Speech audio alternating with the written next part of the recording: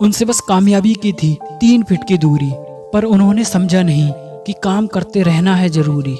बस 3 फीट की दूरी रह गई थी, वो करोड़ों अरबों से भी ज्यादा पैसों के मालिक बन सकते थे।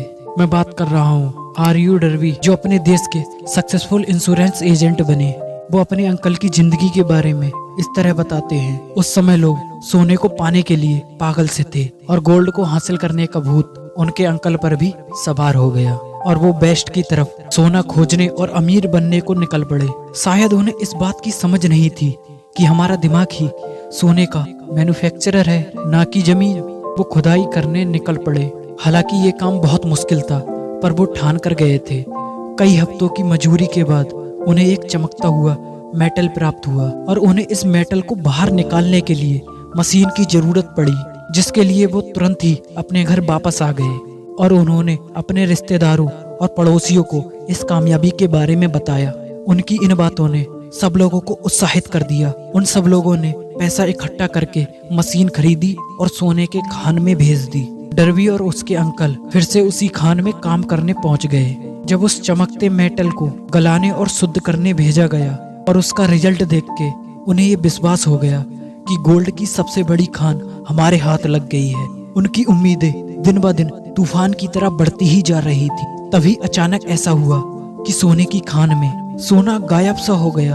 वो दिन ब दिन दुखी और निराश होने लगे। उन्हें उस खान में सोना दिखा ही नहीं। उन्होंने सोने की टिप यानी कि सोने के सिरे को खोजने की बहुत कोशिश की, लेकिन उनके हाथ कुछ भी नहीं लगा और अंत में उन्होंने उस मशीन को बेचने का फैसला कर लिया। वो एक कबाड़ी को सिर्फ $100 में उस मशीन को बेचकर घर वापस आ गए। आपने ये सुना होगा कि अधिकतर कबाड़ी बेवकूफ होते हैं, पर वो आदमी उनमें से नहीं था। उसने दिमाग लगाया और एक माइनिंग इंजीनियर को बुलाकर उस खान को दिखाने ले गया। उसने खान को देखकर ये अंदाजा लगाया कि सोना सिर्फ 3 फीट नीचे पाया जा सकता है, जहाँ पर डर्वी और उसके अंकल ने खुदाई रोक दी थी। और हकीकत में हुआ भी वैसा ही जैसा उसने सोचा था। वो कबाड़ी उस खान से निकले मेटल से करोड़पति बन गया, क्योंकि वह जानता था कि किसी काम को छोड़ने से पहले किसी एक्सपर्ट से जानकारी लेना बहुत जरूरी है। डर्वी के अंकल ने उस मशीन को खरीदने के लिए अपने पड़ोसी और रिश्तेदारों से पैसे लिए थे, पर बाद में भुगतान उन्हीं को करना पड़ा। डर्वी को उस मशीन का कर्जा चुकाते चुकाते कई साल लग गए। इतना नुकसान होने के बाद उसे तब ये गेम पता चला जब वो एक इंश्योरेंस कंपनी में एजेंट बना। फिर उसे ये अंदाजा हुआ कि थॉट की पावर से भी सोना बनाया जा सकता है। वो इस घटना को पूरी जिंदगी भूल नहीं पाए, क्योंकि इस घटना ने उनकी जिंदगी बदल दी थी। उन्होंने अनगिनत दौलत पाने से पहले सिर्फ 3 फीट की दूरी से पहले कोशिश करना छोड़ दिया था। डर्वी को इस एक्सपीरियंस से बहुत फायदा हुआ। उसे ये पता चल गया था कि किसी की ना का मतलब ना ही हो, ये जरूरी नहीं है। उन्होंने काम को बीच में छोड़ने की आदत को हमेशा के लिए छोड़ दिया और ये तय कर लिया उन्हें कोशिश तब तक करनी है जब तक कि सोना ना मिल जाए, यानी जब तक इंसान हाँ ना कह दे। सक्सेस का रास्ता ऐसा ही होता है, वो कुछ फेलियर के बाद ही हमें मिल पाता है।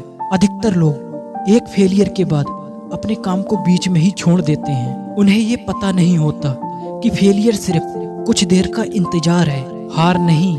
500 से ज्यादा अमीर लोगों ने खुद ये एक्सेप्ट किया है कि उन्हें सक्सेस तब मिली जब उनके हार बिल्कुल करीब थी। तो फेलियर इस मामले में बहुत चालाक है।